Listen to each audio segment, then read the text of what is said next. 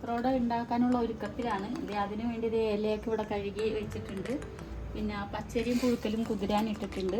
ആ കുതിരാനിട്ടത് നല്ലോണം കഴുകിയെടുക്കണം. മണ്ണുണ്ടാവും. ഒരു 3 വെള്ളം കഴുകി എടുത്ത് മാറ്റി വയ്ക്കും. അരി എടുക്കുകയാണ്. പിന്നെ തേങ്ങ,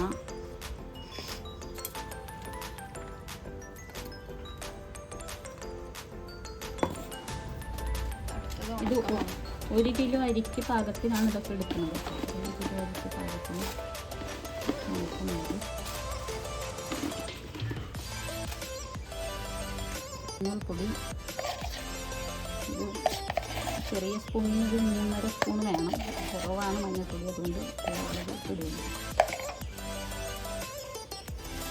ഇത്രയും വേണ്ടതും കുറഞ്ഞത്.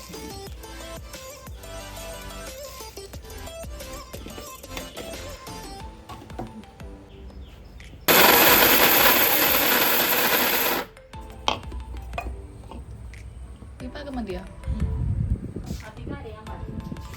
അധികം അറിയാൻ പാടില്ല. ഒരു തരം അധികം അരയരുത്. ഈ പരുവത്തിൽ വേണം എടുക്കാനായിട്ട്.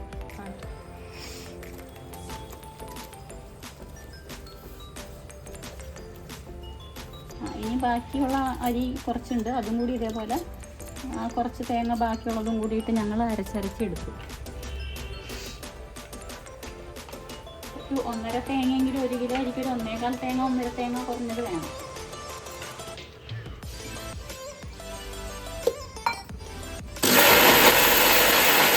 ഉണ്ടാക്കുന്നുണ്ട് ഉച്ചക്കത്തെ ചോറിനാണ്.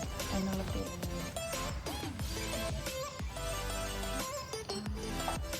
ഇനി നെക്സ്റ്റ് ട്രിപ്പ് അരയ്ക്കാൻ അരച്ചൊക്കെ കഴിഞ്ഞു. ഞങ്ങളിത് ഇനി പുളി പിഴിഞ്ഞിടുന്നു. പുളി കുറച്ചധികം വേണം. പുളിയും എരിവും ഉപ്പും ഒക്കെ അധികം നിൽക്കണം. എന്നാലേ ആ ചേമ്പലയുടെ കുറച്ചിലൊക്കെ മാറി കറക്റ്റ് പാകത്തിൽ കിട്ടുള്ളൂ.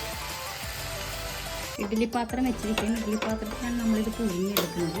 ഇഡ്ഡലി പുഴുങ്ങണ കണക്കാണ് തട്ട് വെച്ചിട്ട് ഞങ്ങൾ പുഴുങ്ങും. ഇതിൽ വെള്ളം തിളപ്പിച്ചിട്ടിട്ടില്ലല്ലോ. അപ്പോൾ ഒരു 4-5 സ്പൂൺ ഉപ്പ്, 2, 3, 4, 5, ഒരു 5.5 സ്പൂൺ ഉപ്പിടുന്നുണ്ട്.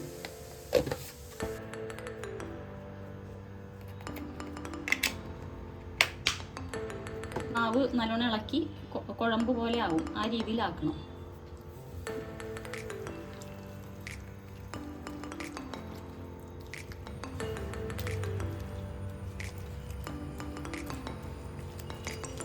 കഴിഞ്ഞു. മാവിന് കറക്റ്റ് പാകത്തിലാക്കി വെച്ചിട്ടുണ്ട്. ഇനി ഇത് തേക്കാൻ പോവുകയാണ്. തേക്കണം എങ്ങനെയാണെന്നും കൂടി കാണിച്ചു തരാം. ഓരോ ഇലയായിട്ട് ഇങ്ങനെ വെക്കണം. കുറച്ച് മാവ് എടുക്കാതെ തേക്കാം. അടുത്ത ഇല വെക്കാം. ഇങ്ങനെ ഇലയുടെ മുകളിൽ ഇല വെച്ച് ഒരു റൗണ്ട് ഷേപ്പാക്കി നമ്മൾ ചുരുട്ടി എടുക്കും.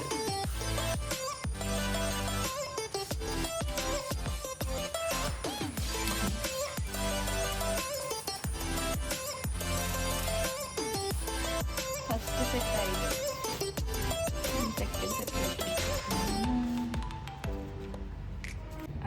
ഇനി ഇതേപോലെ ഒരു കുറച്ച് ഇങ്ങനെ ഉരുളാക്കി വെച്ചിട്ട് റൗണ്ടാക്കി വെച്ചിട്ട് നമ്മൾ എല്ലാം എടുത്ത് ഒരുമിച്ചാണ് ഇഡലി പാത്രത്തിലേക്ക് വെക്കുന്നത്. അപ്പോൾ വെക്കുന്നതിന് മുമ്പ് ഒരു മാവ് തേക്കലും കൂടി ഉണ്ട്. അപ്പം കാണിക്കാം ഗൈസ്. ഇപ്പോൾ ഇത് 10 ഉരുളകളാക്കി വെച്ചിട്ടുണ്ട്. ഇനി നമ്മളത് വേവിക്കാൻ ഇഡലി പാത്രത്തിലേക്ക് ഇറക്കി വെക്കണം.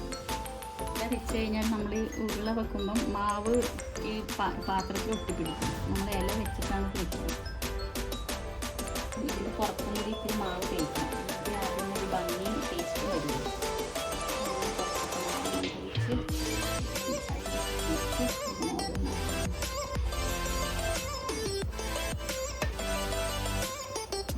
വെക്കണം.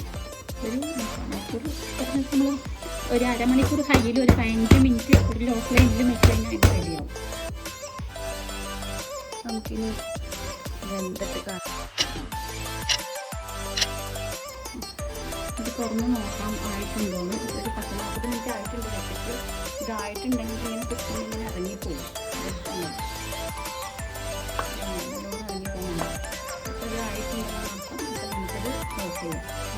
അപ്പോൾ ആയിട്ടുണ്ട്. ഇപ്പം നമ്മൾ കുറച്ച് മൂടി വെച്ചിട്ടുണ്ട്. ഒരു 10 മിനിറ്റ് കൂടി കഴിഞ്ഞാൽ നമുക്ക് എടുത്തത് കഴിക്കാം. ഗൈസ് നമ്മുടെ പത്രോട റെഡി ആയി ഗൈസ്. നമ്മളിനി അത് പ്ലേറ്റിൽ സെർവ് ചെയ്യാൻ പോകണം.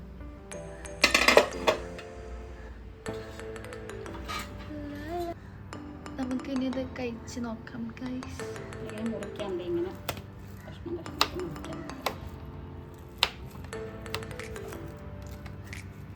സീരിയസ്ലി സോ ഇത്തിരി നേരം ഇരിക്കണം. ഇരുന്ന് കഴിഞ്ഞാൽ ഇത് കട്ടിയാവും. ഇപ്പം ഞങ്ങൾ കൊതി കാരണം എന്തേ ഇനി നമ്മളിത് വെളിച്ചെണ്ണയിൽ മുക്കി കഴിക്കണം. മുക്കാം.